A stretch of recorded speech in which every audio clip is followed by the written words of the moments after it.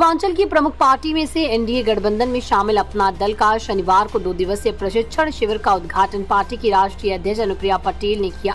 इस मौके पर राष्ट्रीय और प्रदेश स्तरीय पार्टी पदाधिकारियों को संबोधित करते हुए अनुप्रिया पटेल ने आगामी चुनाव की तैयारियों के लिए अभी से जुटने और पार्टी को मजबूत बनाने का आह्वान किया। 2 दिवसीय शिविर में अपना दल ने पदाधिकारियों को पार्टी की 23 मुख्य बुंदियों को विस्तार से बताया।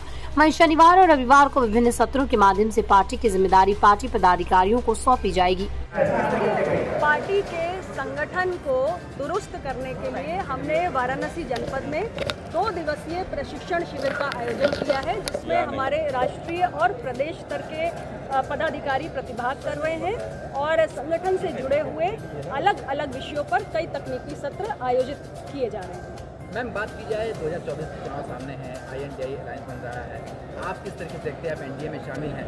देखिए, इंडिया अलायंस जो है, इसमें जितने भी दल हैं, पिछले कई चुनाव में लगातार इन्हें जनता ने नकार दिया है। ये सत्ता से बेदखल है, इसलिए बहुत ही निराश है और इनके लिए एक सर्वाइवल का प्रश्न खड़ा हो गया है, क्योंकि आज माननीय प्रधानमंत्री नरेंद्र मोदी जी की सरकार की योजनाएं जिस तरीके से धरातल पर उतरी हैं, आज देखिए हम चंद्रयान लेके चांद पर पहुंच गए, अब हम अपना सोलर मिशन आज शुभारंभ कर रहे हैं। तो ये जो भारत, एक नए किस्म का भारत आज उनके नेतृत्व में देश के 142 करोड़ देशवासियों के सामने आया है, उससे बहुत ही ज़्यादा प्रेरित है। उनके नेतृत्व में देशवासियों का विश्वास है, इसलिए इस अलायंस को पूरी तरीके से जनता ने नकार दिया है और इसलिए सर्वाइवल का प्रश्न इनके सामने खड़ा हो गया और इसलिए किसी तरह प्रयास कर रहे हैं कि खोई हुई जो इनकी राजनीतिक जमीन है वो किसी तरह इनको वापस। क्या आपको लगता है कि लोकसभा जो चुनाव होंगे उस पर जितनी सीटों पर आपने पिछली बार चुनाव लड़ी थी, उससे ज़्यादा सीटों पर लड़ेंगे? देखिए, सीटों के बंटवारे के विषय में इतनी जल्दी न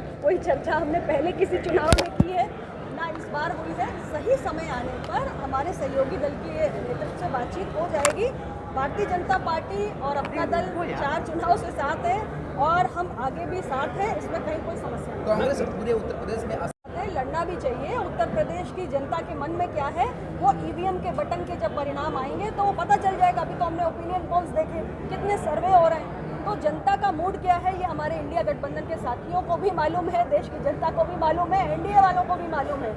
हमें सिर्फ जनता के सेवक के रूप में कार्य करते रहना है और 2024 में हमें पूरा विश्वास है कि जनता का अपार आशीर्वाद। प्रियंका गांधी बनारस, फूलपुर, प्रयागराज तीनों में चुनाव लड़ सकती हैं, ऐसा उन्होंने कहा। देखिए, किसी भी पॉलिटिकल पार्टी का कोई भी नेता कहीं से भी चुनाव लड़ने के लिए स्वतंत्र है।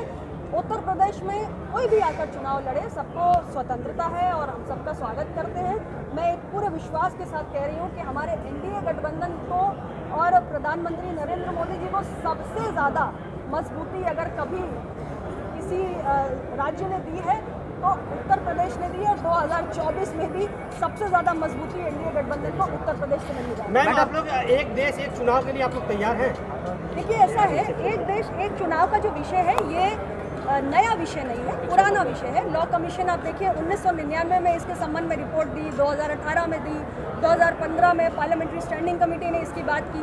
तो एक पुराना विषय है और मुझे लगता है कि अभी कोई इसका एक खास खाका या मसौदा सामने निकल के नहीं आया है, लेकिन जब भी आएगा इस पर विस्तृत अध्ययन भी होना चाहिए, विस्तृत बातचीत भी होनी चाहिए, सार्थक चर्चा होनी चाहिए। जब उसका मसौदा निकल के आएगा, उस पर कोई सार्थक चर्चा होगी, तभी कोई बात आगे बढ़ पाएगी। मैडम, मोहन भागवत जी का एक बयान आया कि हिंदू राष्ट्र, भारत हिंदू राष्ट्र का, लेकिन स्वामी प्रसाद मौर्य ने उसके अनर्गल बातें की जा रही है लगातार घोषित चुनाव को लेकर। उपचुनाव में हमारे एनडीए गठबंधन के प्रत्याशी बहुत मजबूती से चुनाव लड़ रहे हैं और मैं पूरे विश्वास के साथ कह रही हूँ कि हमारे गठबंधन के जो प्रत्याशी हैं वो भारी अंतर से इस सीट पर विजय प्राप्त करने आ रहे हैं।